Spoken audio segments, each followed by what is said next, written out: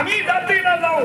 तानाजीनं शुभकार्य हटवून गडावर परत यावं. मुळीच नाही तानाजीला पाठवायचं नव्हतं, पण तानाजीनं धरलेला आग्रह मासाहेबांची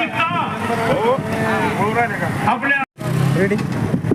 आज या ठिकाणी शिवराज्य परिषद दिनानिमित्त कृषी उत्पन्न बाजार समिती व मराठा मावळा संघटना संयुक्त विद्यमान या ठिकाणी अभिवादन करण्यात आले. राजस्थानचे राज्यपाल माननीय बागडे नाना यांच्या प्रमुख उपस्थितीमध्ये आमदार अनुराधाई चव्हाण आणि इतर सगळ्या मावळ्यांनी मिळून सभापती, माजी सभापती, मराठा मावळा संघटनेचे सर्व पदाधिकारी मिळून या ठिकाणी छत्रपती शिवाजी महाराजाला अभिवादन करण्यात आले. आजचा दिवस खऱ्या अर्थानं महाराष्ट्राच्या नाही देशाच्या इतिहासामध्ये सुवर्ण अक्षरानं लिहिला पाहिजे की संपूर्ण देशामध्ये मुघलाई माजलेली होती. कुठल्याही ठिकाणी स्वराज्य नव्हतं. जनता भरडलेली असताना आजच्या दिवशी छत्रपती शिवाजी महाराजांनी एक स्वतंत्र असं राज्य या देशाच्या नकाशामध्ये कोरलेलं आहे.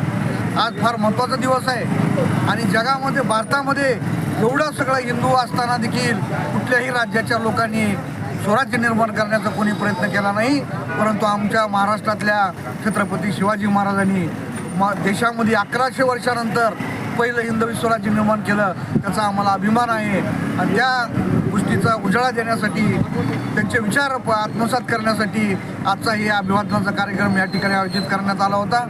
या कार्यक्रमाला सर्व थरातून मोठ्या प्रमाणात सहभाग या ठिकाणी घेतलेला आहे. मराठा मावळा संघटनेचा मराठा मावळा संघटनेचा मराठा मावळा संघटनेचा. सर, या निमित्ताने तुम्ही शिवभक्तांना काय आवाहन करणार? तुम्ही कालच मला यावेळेस असं सांगायचं आहे की कालच मुख्यमंत्र्यांनी मराठा समाजासाठी अनेक घोषणा करण्यात आलेल्या आहेत. वेगवेगळ्या सवलती देण्याचं काम त्यांनी केलेलं आहे. परंतु मला कुठंतरी शंका येते की हे इम्प्लिमेंट झालं पाहिजे. या महाराष्ट्रातल्या अधिकाऱ्यांनी आणि मंत्र्यांनी मिळून हे इम्प्लिमेंट करण्याचं काम झालं पाहिजे. जर मुख्यमंत्र्यांनी योजना खऱ्या जर राबवल्या तर या महाराष्ट्रातला एकही मराठा समाज शिक्षणापासून वंचित राहणार नाही. कुठलाही मराठा समाजातला कार्यकर्ता आत्महत्या करणार नाही. खरंच त्याला चांगले दिवस येतील, परंतु सरकारने जे निर्णय घेतले ते राबवले पाहिजे आणि तळागाळापर्यंत लोकांपर्यंत गेलं पाहिजे.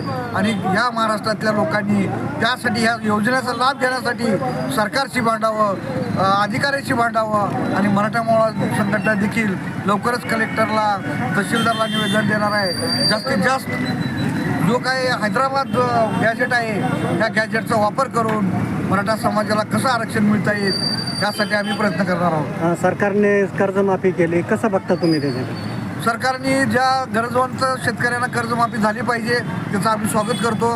आणि खरं तर शेतकऱ्याला कर्जमाफी करून थांबणं मला वाटतं काही संयुक्तिक नाही. तुम्हाला या ठिकाणी सांगते की 50 वर्षापूर्वी कापसाचा भाव 4 रुपये होता आणि सोन्याचा भाव 1 रुपया होता. आज सोनं कुठं गेलं आणि कापूस कुठं गेला